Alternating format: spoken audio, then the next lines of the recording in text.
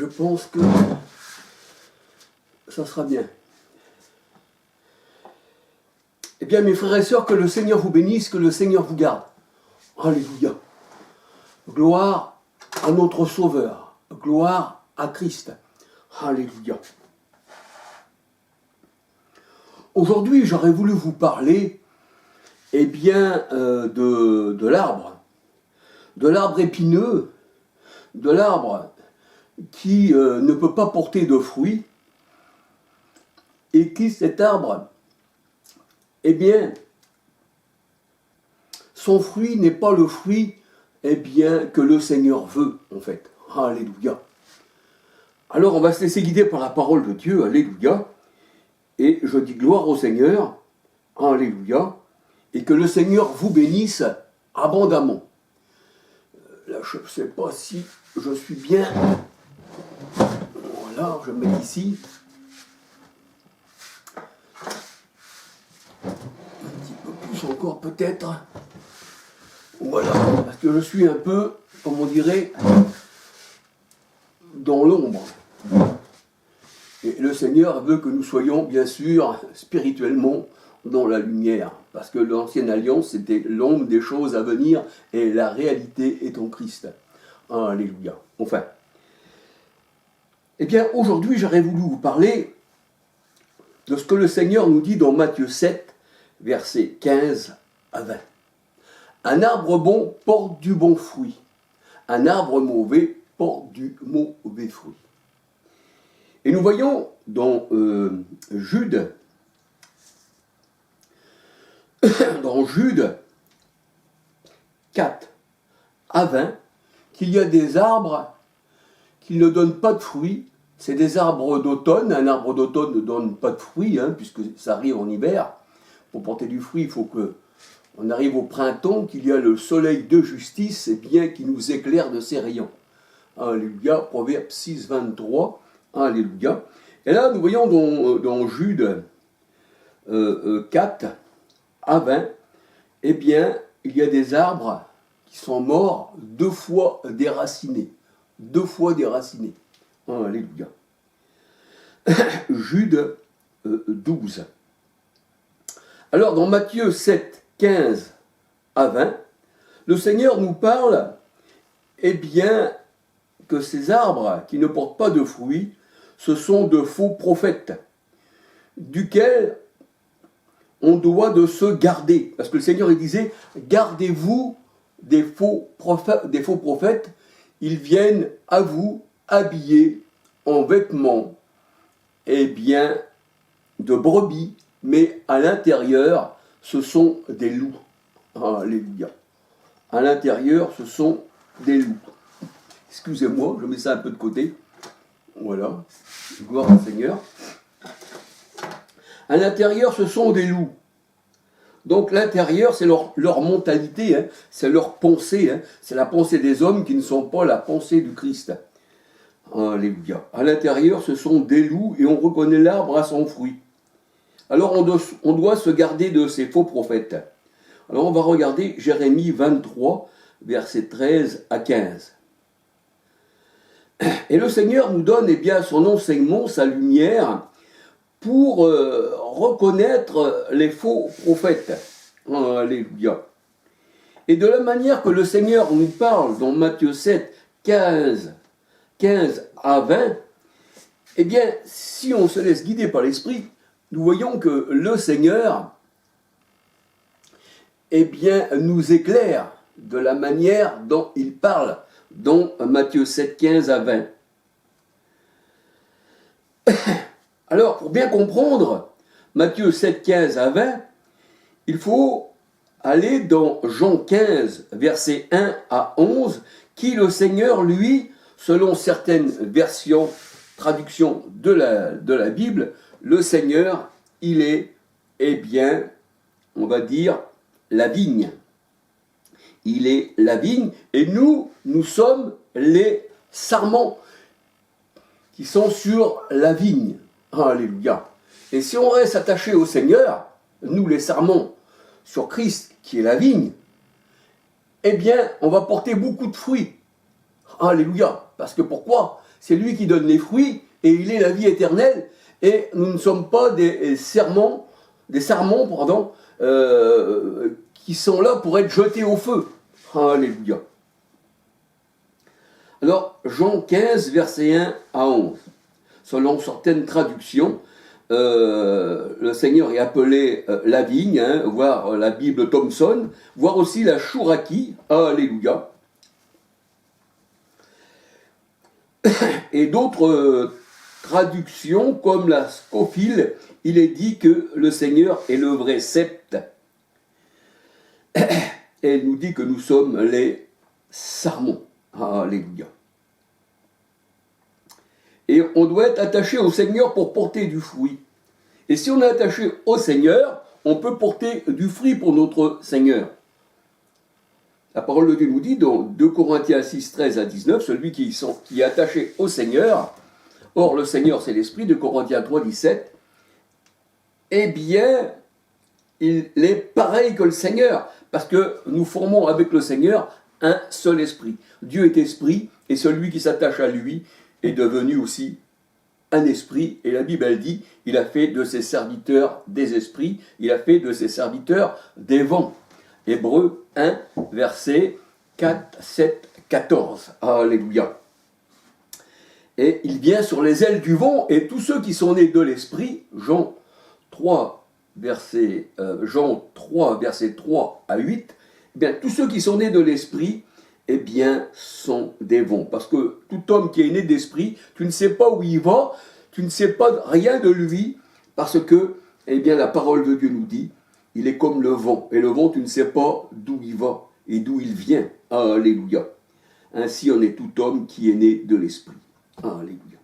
Donc, si on est né de l'esprit, si on est né du Christ et qu'on est rattaché à lui, parce qu'il dit sans moi, vous ne pouvez rien faire, dans Jean 15, 1 à 11, eh bien, si on est rattaché au Christ, on peut faire au-delà de toute espérance. Alléluia. Alors là, on dirait que je suis un peu quand même dans l'ombre. J'ai peut-être envie de changer. Peut-être envie de changer de coin. Non, peut-être pas, je ne sais pas, mais enfin. Voilà. Alors, si on est au Seigneur, c'est sûr qu'on va porter du fruit. Alléluia. En fait, le Seigneur, il est la vraie vigne. Quand la parole de Dieu, elle dit que Jésus est la vraie vigne, dans Jean 15, ça veut dire qu'il y a aussi une fausse vigne, comme il y a aussi un faux billet et un vrai billet. Comme il y a aussi qui se déguise en ange de lumière, mais c'est les ténèbres, puis il y a aussi la lumière véritable qui est Christ. Donc, il y a une séparation entre tout ça. Alléluia. Jésus est la vraie vigne. Tout ça nous laisse à penser qu'il y a une autre vigne qui n'est pas au Seigneur. Alléluia. Qui ne donne pas un vin qui est bon.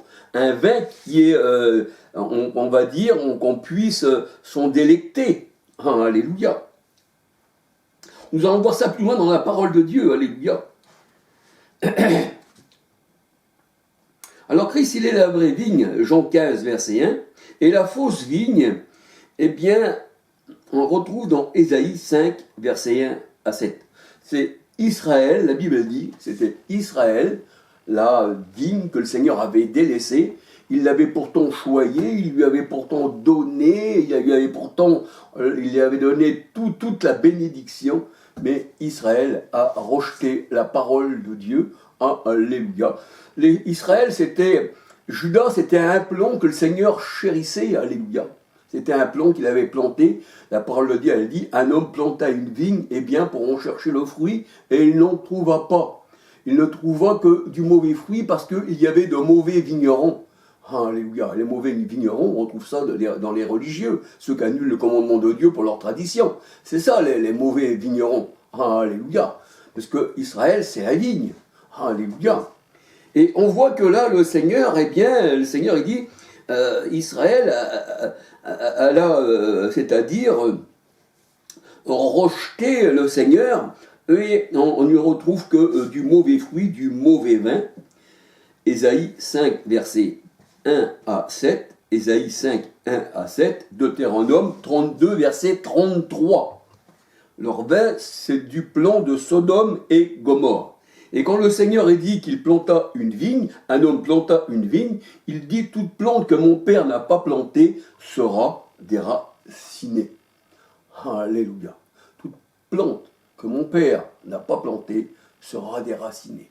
Alléluia. Donc la vigne, eh bien, elle n'est plus cultivée. La parole de Dieu nous dit, elle n'est plus cultivée, elle est abandonnée et elle a du mauvais vin. Il n'était pas apprécié ce vin par le Seigneur. Et même ce mauvais vin, parce qu'il y avait de mauvais vignerons, c'est-à-dire de faux prophètes, eh bien, le Seigneur n'y trouva que, il met des épines, en fait.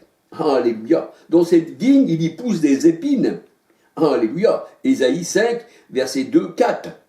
Il y pousse des épines et des ronces. Et les épines et les ronces dans la parole de Dieu, ça représente Matthieu 7, 15 à 20. Ça représente les faux prophètes. Alléluia. Ce sont des ronces. Et le Seigneur, il dit dans cette vigne qui m'a abandonné, eh bien, les épines et les ronces, eh bien, y croîtront. Ce sera une friche. Elle ne sera plus taillée ni cultivée. Ésaïe 5, 6, 7.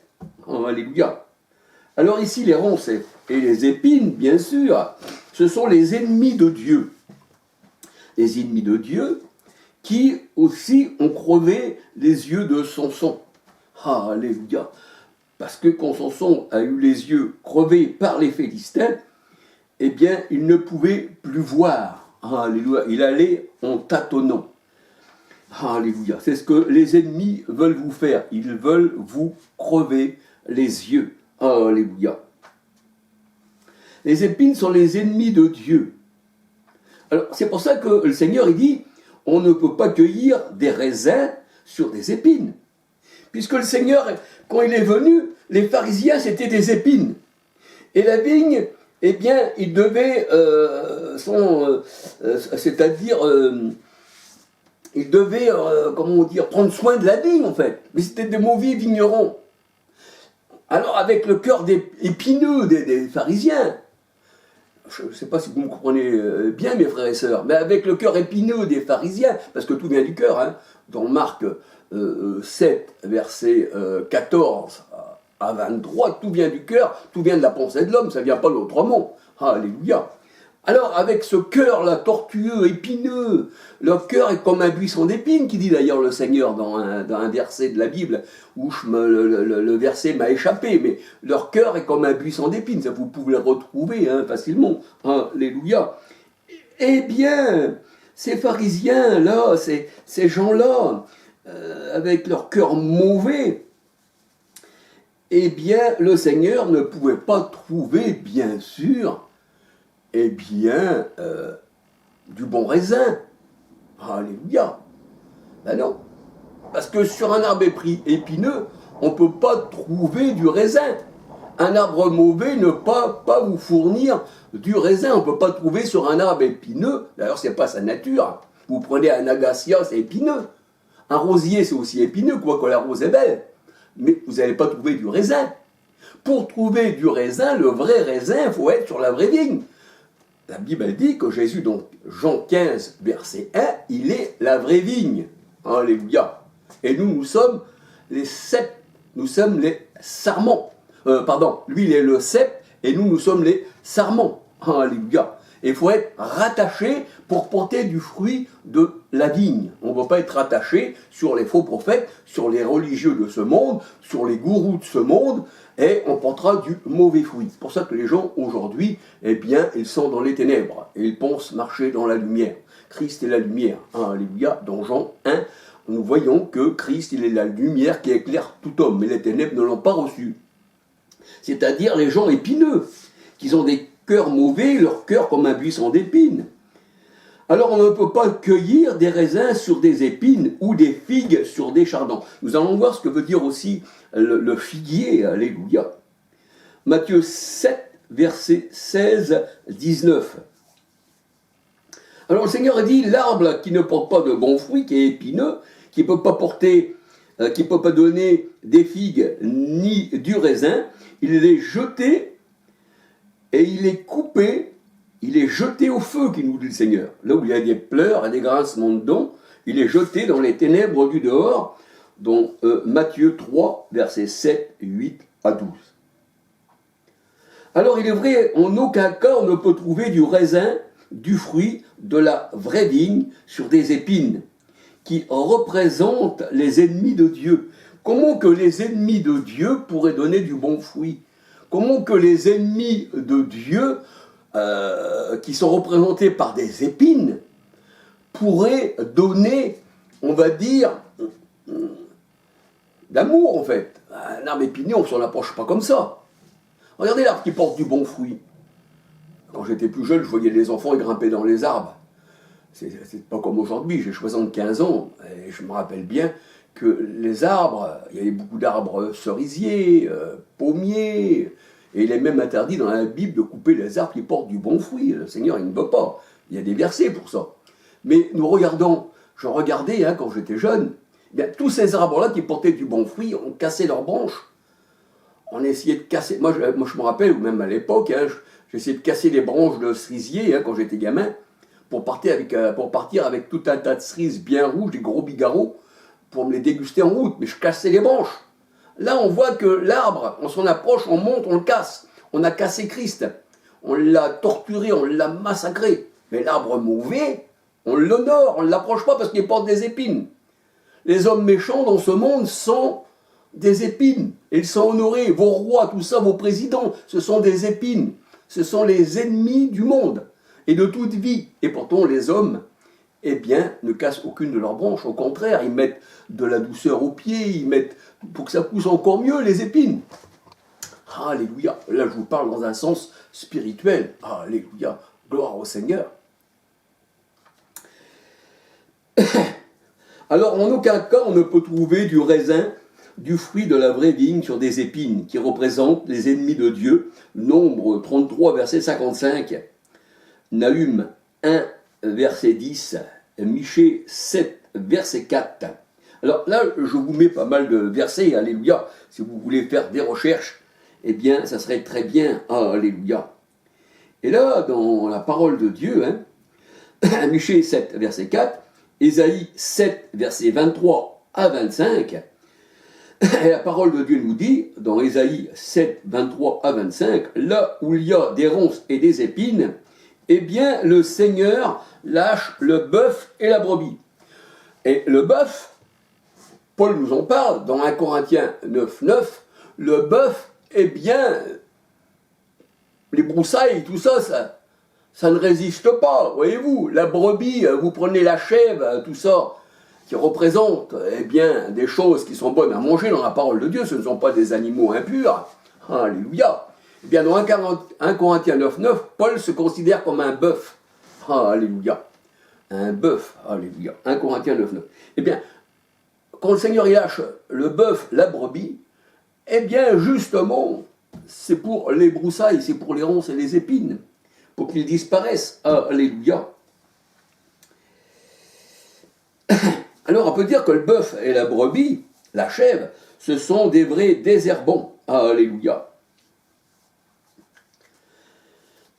Des vrais désherbants, parce que le sol ne produit, la parole de Dieu nous dit, c'est pour ça que le Seigneur il dit, voici, et ça le sol ça représente l'homme mauvais, parce que c'est de la mauvaise terre, le Seigneur il parle de la bonne terre et la mauvaise terre dans Matthieu 13, et il dit que la mauvaise terre, eh bien, prend la semence que le Seigneur, c'est la parole la semence, et eh bien la mauvaise terre ne peut pas faire pousser la semence, c'est une mauvaise terre. Mais la bonne terre, le Seigneur il dit, quand elle est tombée dans la bonne terre, c'est celui qui écoute la parole et qui la met en pratique, il dit le Seigneur dans Matthieu 13, eh bien la semence donne du fruit au centuple. Alléluia, qu'elle est tombée dans la bonne terre. Et la bonne terre, c'est l'épouse. Dans Ésaïe 62, verset 4, j'appellerai ta terre épouse. Et je viens nouveau ciel et une nouvelle terre, et on l'appellera épouse. Dans dans Apocalypse 21. Alléluia. Donc, le sol, la terre, dans Genèse 2, 17, 18, eh bien, ça représente le cœur de l'homme. Alléluia.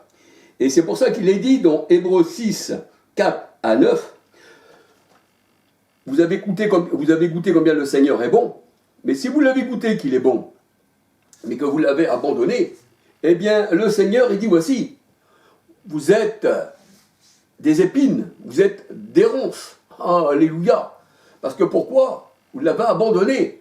Mais le Seigneur, il dit, lorsqu'une terre est abreuvée par la pluie c'est quoi dans la parole de Dieu? La pluie, c'est l'Esprit Saint. Isaïe 32, 15. Alléluia. Jean 7, 37 à 39. C'est l'Esprit Saint, c'est l'eau de la parole par laquelle nous sommes lavés.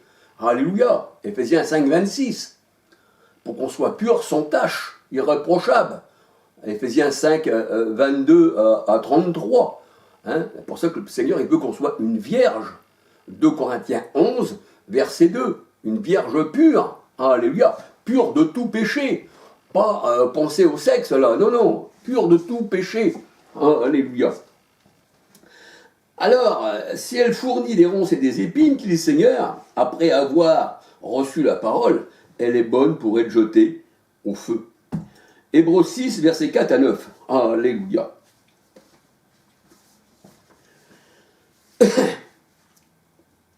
Alors justement, le Seigneur est venu, dans sa parole, il est venu rapporter l'épée, pour faire une division. Je ne suis pas venu apporter la paix qui dit le Seigneur, mais l'épée. Alléluia. Donc, quand il est venu apporter et pourtant le Seigneur il dit, paix aux hommes de bonne volonté. Je vous donne ma paix, je ne vous la donne pas comme le monde la donne. Ça, il faut bien comprendre ce que ça veut dire ceci, alléluia. Donc le Seigneur il est venu apporter l'épée, c'est-à-dire